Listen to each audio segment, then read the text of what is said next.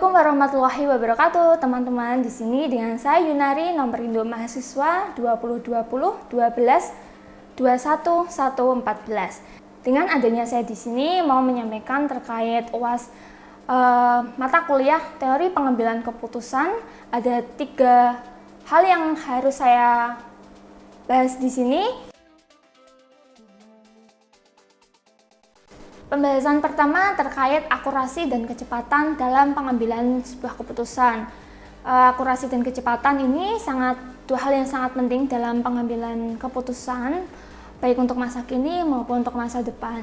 Akurasi sendiri ini berdasarkan data yang akurat serta informasi yang tepat, di mana ketika kita dalam mengambil keputusan tanpa memperhatikan akurasinya, bisa saja hasil atau keputusan yang didapatkan itu bisa merugikan perusahaan baik secara finansial maupun non-finansial.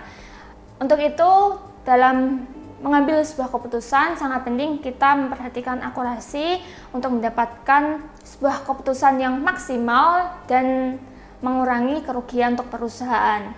Begitu juga dengan kecepatan. Kenapa kecepatan itu sangat penting dalam pengambilan keputusan? Karena kita ketahui bahwa perubahan begitu cepat terjadi di dunia bisnis yang kita jalankan saat ini, entah itu dari faktor eksternal yaitu teknologi yang berkembang begitu cepat maupun faktor internal yang berasal dari perusahaan. Apa sih akibatnya ketika perusahaan ini lambat dalam mengambil sebuah keputusan? Ini bisa berakibat perusahaan kehilangan peluang yang seharusnya mereka dapatkan, dan bisa saja mereka ketinggalan dengan pesaing-pesaing mereka karena itu tadi lambannya dalam mengambil sebuah keputusan. Perlu kita garis bawahi bahwa dua hal ini, yaitu akurasi dan kecepatan, adalah dua hal yang saling bersinergi, di mana akurasi ini memastikan keputusan yang kita ambil itu tepat, dan kecepatan memastikan respon yang cepat dari perubahan yang terjadi. Di sini saya mengambil contoh seorang penjual makanan. Ketika menghadapi masalah yaitu kenaikan bahan baku, ada dua opsi yang muncul, yaitu menaikkan harga dengan mendapatkan porsi makanan yang sama, atau dengan harga yang sama mengurangi porsi makanan yang didapatkan.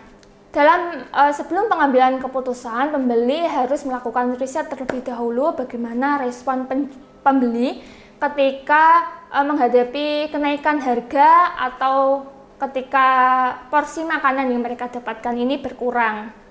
Setelah melakukan beberapa riset dan mendapatkan informasi bagaimana respon pembeli. Nah, ketika penjual sudah mendapatkan informasi ini, penjual bisa melakukan pengambilan keputusan, memilih opsi kedua, yaitu dengan harga yang sama mendapatkan porsi yang lebih sedikit dari sebelumnya. Di sini karena informasi mengatakan kebanyakan pembeli ketika sebelum membeli suatu barang, atau entah itu makanan atau barang lainnya, kebanyakan dari mereka memperhatikan harga terlebih dahulu sebelum melakukan pembelian suatu barang.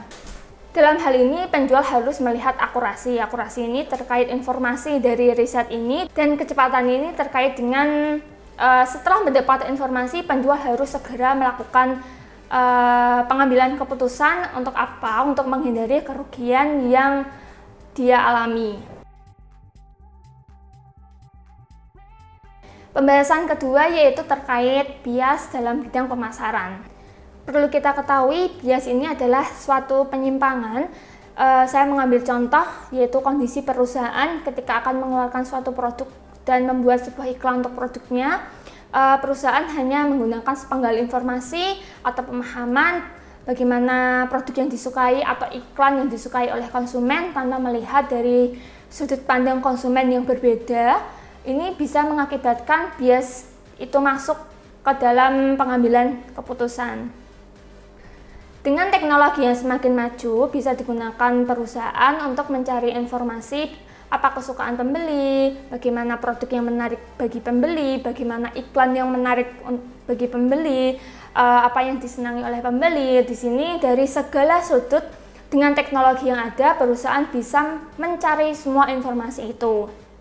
Nah, diharapkan dengan adanya teknologi yang semakin maju ini untuk bisa mengurangi bias-bias dalam pengambilan keputusan, terutama terkait dalam bidang pemasaran.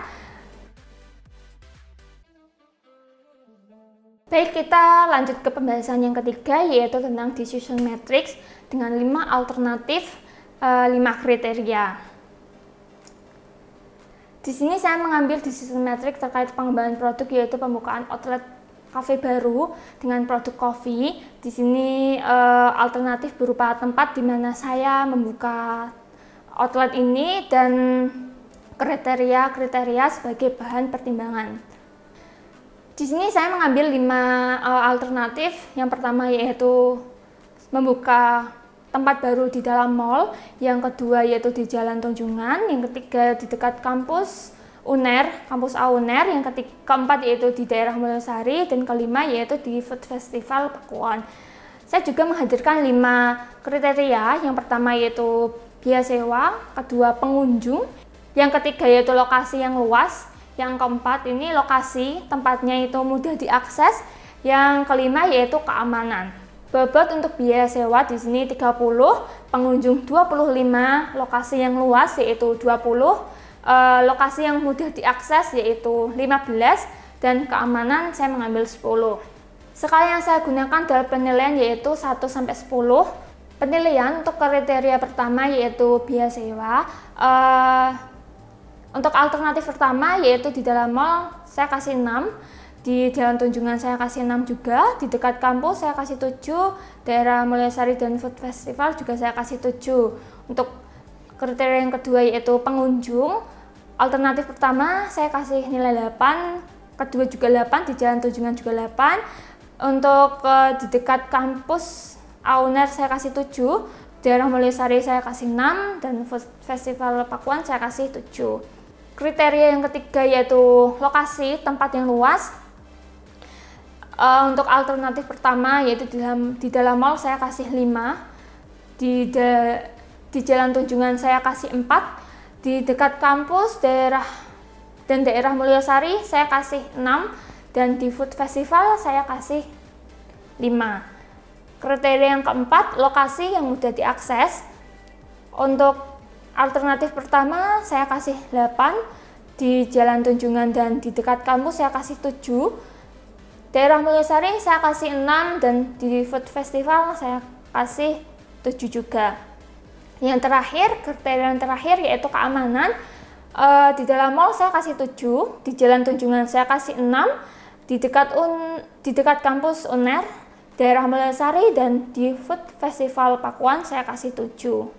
Hasil dari pembobotan dan penilaian dari 5 kriteria dan 5 alternatif menghasilkan total di dalam mall menghasilkan 670, di Jalan Tunjungan menghasilkan 625, di dekat kampus UNER menghasilkan 680, di daerah Mulyasari menghasilkan 640, dan yang terakhir untuk alternatif terakhir di Food Festival menghasilkan 660.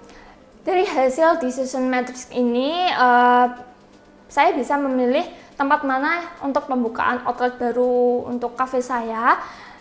Dari 5 alternatif ini, saya memilih alternatif ketiga yaitu membuka tempat baru atau kafe baru di dekat kampus AUNER dengan total 680. Nah, itu tadi pembahasan yang bisa saya sampaikan terkait suatu pengambilan keputusan. Dari materi ini saya ucapkan terima kasih dan jangan lupa like, share, dan komen di video saya.